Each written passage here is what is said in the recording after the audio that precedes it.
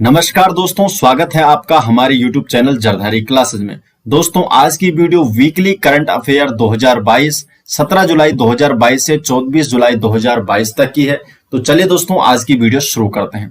Question number 1 है, उत्तराखंड में हर घर तिरंगा अभियान के तहत कितने घरों में तिरंगा फहराया जाएगा? तो आंसर है 20 लाख घरों में। तो डी ऑप्शन राइट है कि हर घर तिरंगा अभियान के तहत 20 लाख घरों में उत्तराखंड में तिरंगा फहराया जाएगा। तो इसकी डिटेल जान लेते हैं। उत्तराखंड में हर घर तिरंगा अभियान के तहत 20 लाख घरों में तिरंगा फहराया जाएगा और हर घर तिरंगा अभियान 13 से 15 अगस्त तक देश के साथ ही उत्तराखंड में भी चलाया जाएगा। मुख्यमंत्री जी ने कहा है कि हर घर तिरंगा अभियान में हमारे जो गैलेंट्री अवार्ड है, जिन्हें वीरता पुरस्कार से सम्मानित किया गया है, इन विजेताओं को इसमें शामिल किया जाएगा। इसके साथ ही जो हर घर तिरंगा है, ये 75वीं जो वर्षगांठ है, अमृत महोत्सव के रूप में इसे मनाया जा रहा है। जो आजादी के 75वीं वर्षगांठ है और इसको किस रूप में मनाया जा रहा है? अमृत महोत्सव के रूप में इसे मनाया जा रहा है। नेक्स्ट क्वेश्चन की तरफ बढ़ते हैं। क्वेश्चन नंबर 2 है, हाल ही में बियॉन्ड द मिस्टी वेल पुस्तक का विमोचन किसने किया गया और यह पुस्तक किसके द्वारा लिखी गई है? तो जो हाल ही में कौन सी पुस्तक बियॉन्ड द मिस्टी वेल पुस्तक का विमोचन किया गया और यह पुस्तक किसके द्वारा लिखी गई है? तो यह पुस्तक लिखी गई है आराधना जौहरी के द्वारा। तो बी आंसर इसका सही है। और आराधना जौहरी जी, और इसका विमोचन किसने किया है? इसका विमोचन किया है पुष्कर सिंह धामी ने। किस बारे में है ये पुस्तक? बियॉन्ड द मिस्टी वेल जो पुस्तक है, ये देवभूमि उत्तराखंड के पौराणिक मंदिरों का विवरण समेटे भारतीय प्रशासनिक सेवा की जो सेवानिवृत्त अधिकारी है, कौन है? आराधना जौहरी। तो आराधना जौहरी जी की पुस्तक है beyond the misty well temple tales of Uttarakhand का विमोचन मंगलवार को देहरादून में सीएम पुष्कर धामी ने किया है और इस पुस्तक में 800 से अधिक मंदिरों का उल्लेख किया गया है। तो आराधना जौहरी जी की पुस्तक है beyond the misty well. Question number 3 है, उत्तराखंड के किस विश्वविद्यालय ने ईआरपी सिस्टम लागू किया है? तो ईआरपी सिस्टम लागू करने वाला जो उत्तराखंड राज्य का विश्वविद्यालय है, वो है आपका कुमाऊं विश्वविद्यालय। तो बी ऑप्शन इसका सही जवाब है। जो कुमाऊं विश्वविद्यालय है, उसने ERP system enterprises resource planning को प्रभावी करने वाला ये राज्य का पहला विश्वविद्यालय बन गया है। जो उत्तराखंड राज्य का पहला विश्वविद्यालय आपका यही है जिसने ईआरपी सिस्टम को लागू किया गया। अब ईआरपी सिस्टम क्या है? ये एक क्या है? ये एक ऐसा सॉफ्टवेयर है जो डेली की चीजों का आपका हिसाब किताब लगाता है या उसका ब्यौरा रखता है। अब देखिए, ईआरपी सिस्टम के माध्यम से सभी छात्रों को भी लॉगिन अकाउंट दिए जाएंगे। इससे शिक्षण कार्यों को पूरा ब्यौरा एक क्लिक से मिल जाएगा। मतलब सारी डिटेल इस सिस्टम में, इस सॉफ्टवेयर में रखी जाएगी। क्या क्या डिटेल है? जैसे विद्यार्थी पंजीकरण, परीक्षा आवेदन फॉर्म, ई प्रवेश पत्र, परीक्षा परिणाम, परीक्षा शुल्क आदि की जानकारी इससे घर बैठे ले सकते हैं। और इसमें क्या है? छात्रों का भी इसमें लॉगिन अकाउंट दिया जाएगा। क्वेश्चन नंबर 4 है, हाल ही में उत्तराखंड में कहां पर भारत का पहला दुर्लभ प्रजाति का मशरूम खोजा गया है?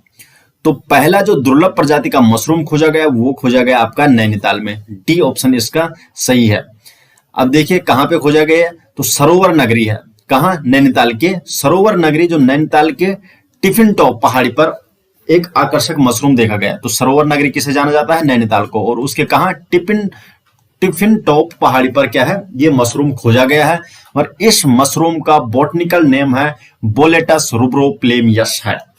और यह एक दुर्लभ प्रजाति का मशरूम है जो भारत में पहली बार खोजा गया। और इससे पहले ये कहां खोजा गया था? 1971 में अमेरिका के मिशिगन शहर में इसे खोजा गया था। इससे पहले तो ये कहां खोजा गया है? उत्तराखंड में मशरूम खोजा गया है। इसकी खोज करने वाले कौन है? नैनीताल के मशहूर फोटोग्राफर और पद्मश्री से सम्मानित किए जा चुके अनूप शाह हैं।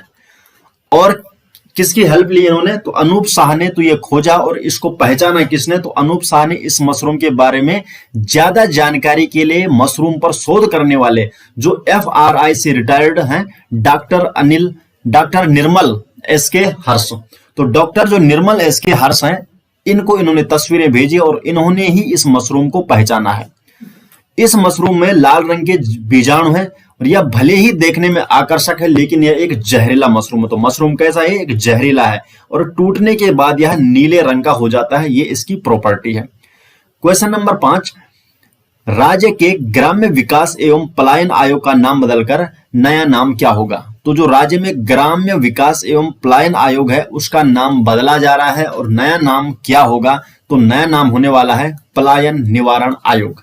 तो ए ऑप्शन इसका सही है।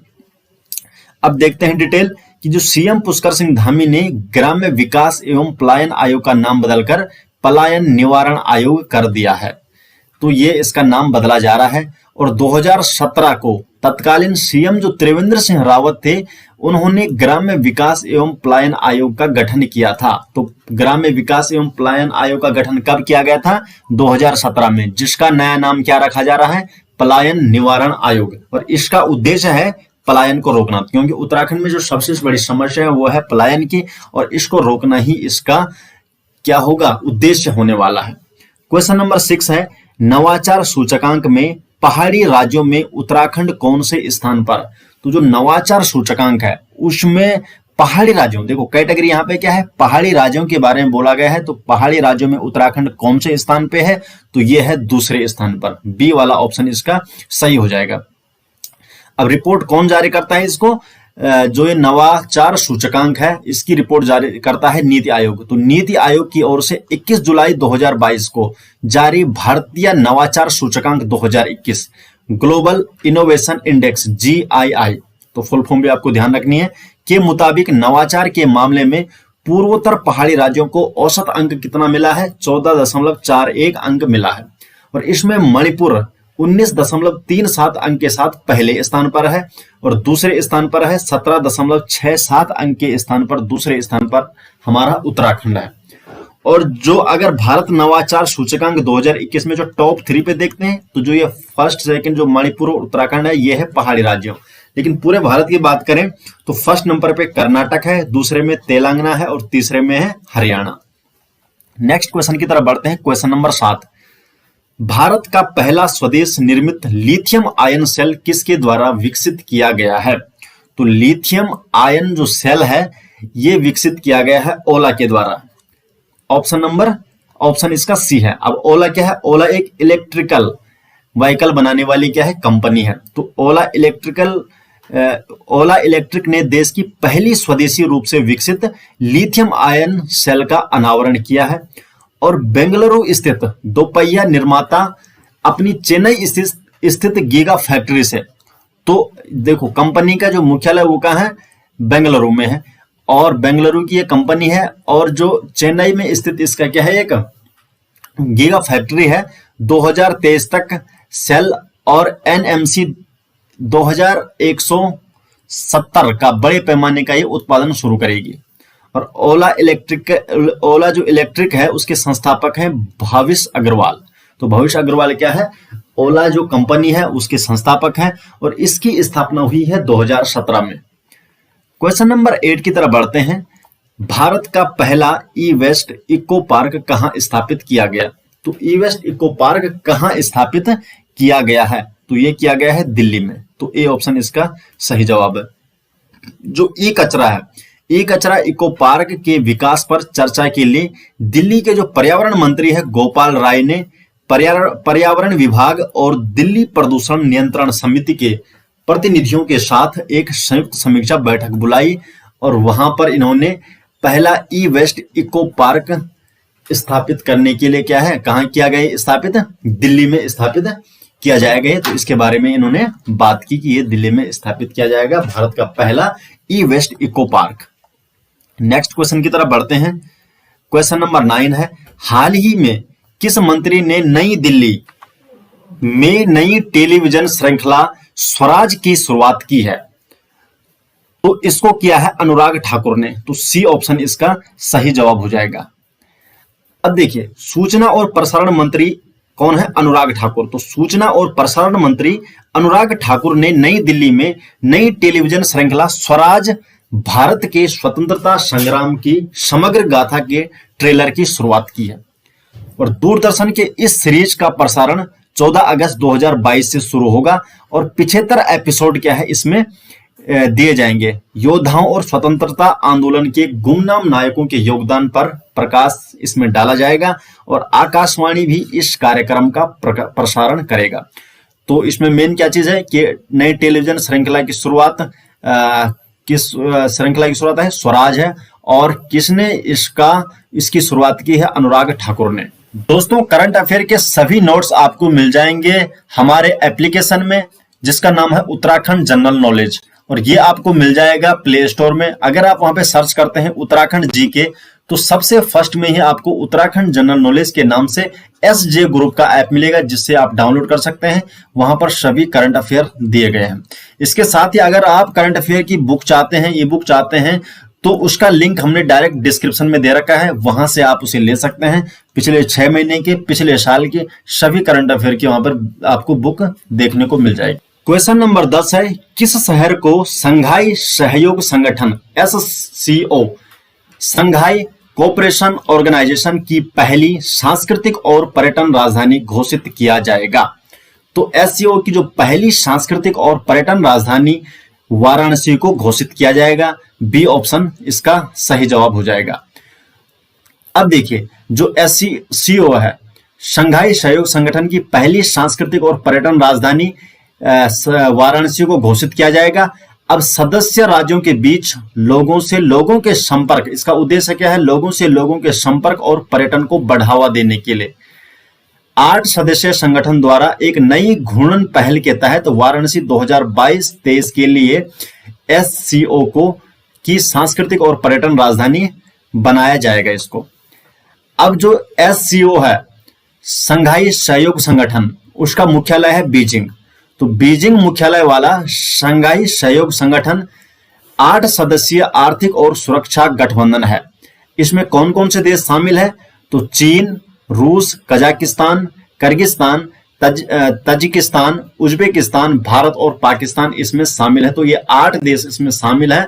और ये संगठन कैसा संगठन है? ये आर्थिक और सुरक्षा गठबंधन का एक संगठन है, जिसमें 8 देश शामिल है। और इन्होंने सांस्कृतिक और पर्यटन राजधानी किसे घोषित किया है? भारत की वाराणसी शहर को इन्होंने सांस्कृतिक और पर्यटन राजधानी घोषित किया है, या इसको किया जाएगा। क्वेश्चन नंबर 11 है, अपनी इंटरनेट सेवा प्रदान करने वाला देश का पहला और एकमात्र राज्य कौन सा है? तो अपनी इंटरनेट सेवा प्रदान करने वाला देश का जो पहला राज्य बन गया है केरल। तो ए ऑप्शन इसका सही जवाब हो जाएगा। केरल अपनी इंटरनेट सेवा KFON Kerala fibre optics network शुरू करने वाला है, और इसी के साथ ये भारत का पहला राज्य बन जाएगा जो अपनी इंटरनेट सेवा शुरू करेगा। दूरसंचार विभाग द्वारा राज्य के सभी निवासियों को इंटरनेट की सुविधा प्रदान करने हेतु KFON लिमिटेड को इंटरनेट सेवा प्रदाता ISP लाइसेंस देने के बाद केरल के मुख्यमंत्री ने इसकी घोषणा की है, और जिसका उद्देश्य है राज्य में सभी को इंटरनेट तक पहुंच प्रदान करना। तो ये केरल देश का पहला राज्य बन गया है जिसकी खुद की इंटरनेट सेवा होगी। क्वेश्चन नंबर 22 है, सिंगापुर ओपन 2022 खिताब किसने जीता? तो सिंगापुर ओपन 2022 का खिताब अपने नाम किया है PV सिंधु ने। PV सिंधु ने अपने करियर का जो पहला सुपर 500 खिताब जीता, जब उन्होंने क्या है, सिंगापुर ओपन के फाइनल में मौजूद एशियाई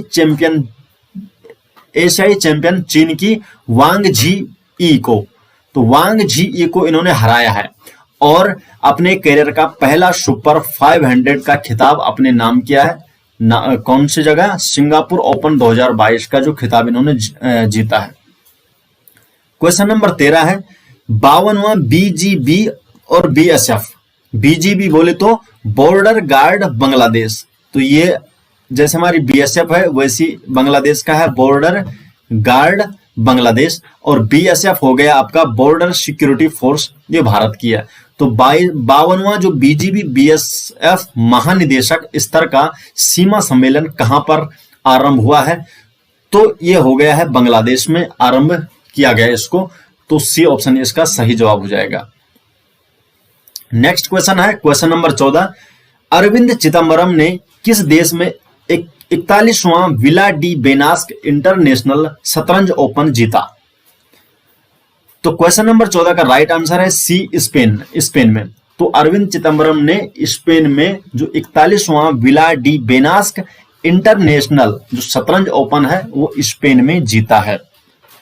तो इसका हो जाएगा सी आंसर।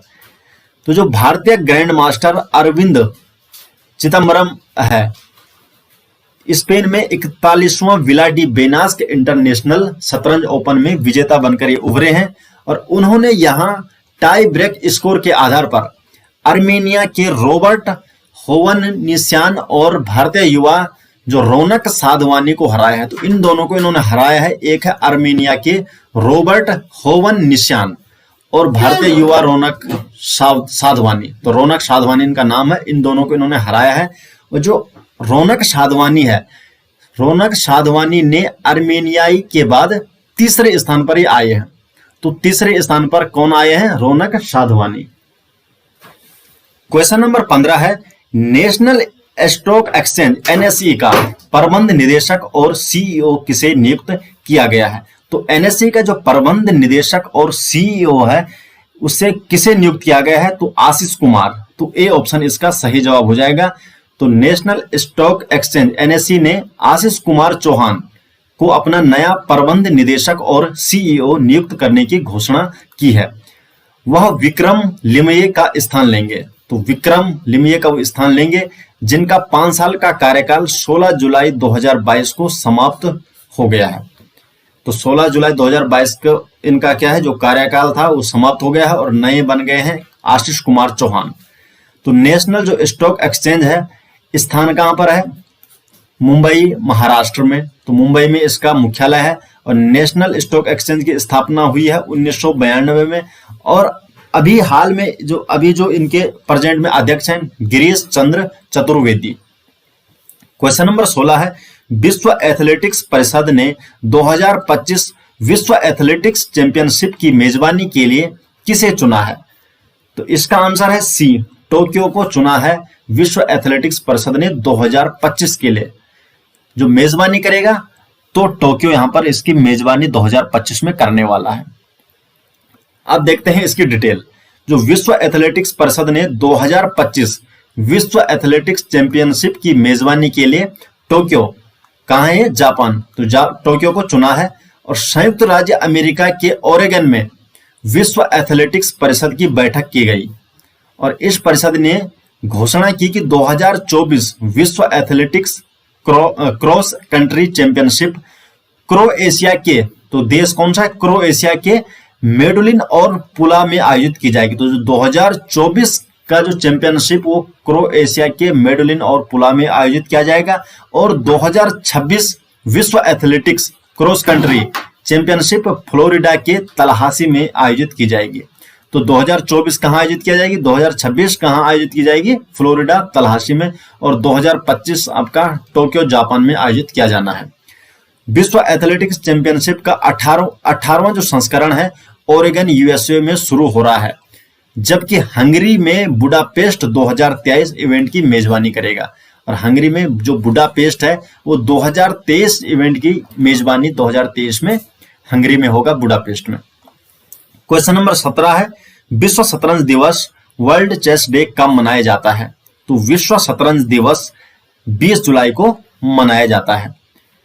अब विश्व शतरंज दिवस प्रतिवर्ष 20 जुलाई को विश्व स्तर पर मनाया जाता है और यह दिन 1924 में पेरिस में की गई अंतरराष्ट्रीय शतरंज महासंघ FIDE इंटरनेशनल चेस फेडरेशन की स्थापना को चिन्हित करने के लिए मनाया जाता है। तो 1924 में इसकी यहाँ पर स्थापना हुई थी और उसी के कारण 20 जुलाई को विश्व शतरंज दिवस मनाया जाता है।